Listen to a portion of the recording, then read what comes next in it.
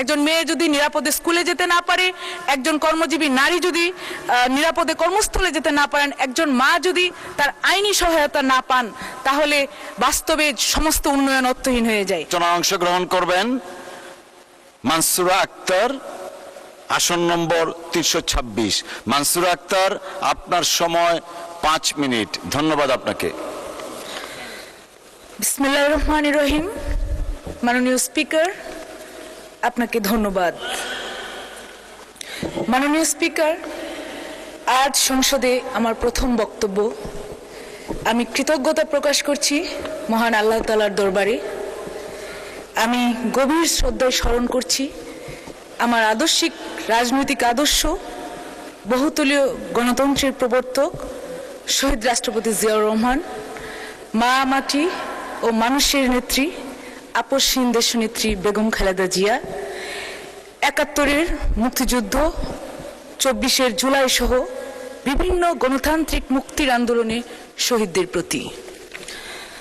মাননীয় স্পিকার, আমি আজ ২০২৬-২৭ অর্থ বছরের প্রস্তাবিত জাতীয় বাজেটের উপর আলোচনা করতে দাঁড়িয়েছি একজন সংসদ সদস্য হিসেবে, একজন নারী হিসেবে, এবং দেশের কোটি কোটি নারী, মা, কন্যা শিশু, কর্মজীবী নারী, উদ্যোক্তা নারী এবং প্রান্তিক নারীদের প্রতিনিধিত্বের দায়িত্ব থেকে। মাননীয় স্পিকার, একটি বাজেট শুধু আয় ব্যয়ের হিসাব নয়, এটির আসল মূল্য বোঝা যায় যখন এটি কতটা মানুষের পাশে দাঁড়িয়েছে, কতটা দুর্বলকে শক্তি দিয়েছে, কতটা প্রান্তিক মানুষকে মর্যাদা দিয়েছে এবং কতটা নারীকে পরিবার, সামাজিক ও রাজনৈতিক কেন্দ্র, অর্থনৈতিক কেন্দ্রবিন্দুতে দাঁড় করিয়েছে। এই বিবেচনায় আমি বলবো ২০২৬-২৭ অর্থ বছরের বাজেট নারী উন্নয়ন, মাতৃ সুরক্ষা, শিশু সুরক্ষা এবং সামাজিক ন্যায্যতার একটি গুরুত্বপূর্ণ উদ্যোগ।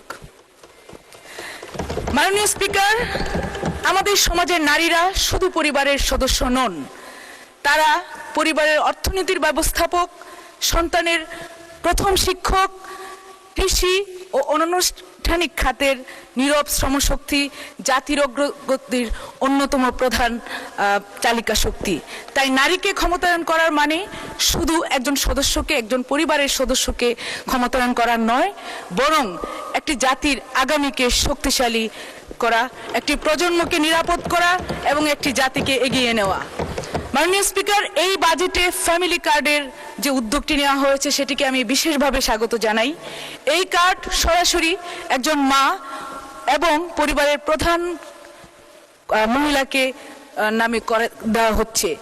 এর মাধ্যমে নারী শুধু ভাতা গ্রহণকারী নন, বরং তিনি ক্ষমতার কেন্দ্রবিন্দুতে নিজেকে নিয়ে যেতে পারছেন। তার আর্থিক সিদ্ধান্তের অবস্থানে তিনি আরো শক্তিশালী হচ্ছেন। প্রতি মাসে ২৫০০ টাকা তার ব্যাংক অ্যাকাউন্ট অথবা মোবাইলে যাওয়ার মাধ্যমে তিনি যে নগদ সহায়তা পাচ্ছেন, সেটি তাকে পরিবারের বাস্তব অর্থনৈতিক ক্ষমতা দেওয়ার একটি বড় পদক্ষেপ। মাননীয় স্পিকার, আগামী অর্থ বছরে ৪১ লাখ নারীকে ফ্যামিলি কার্ড প্রদানের যে সিদ্ধান্ত আনার যে প্রস্তাব, সেটি নারী ক্ষমতায়নের একটি যুগান্তকারী উদ্যোগ বলে আমি মনে করছি।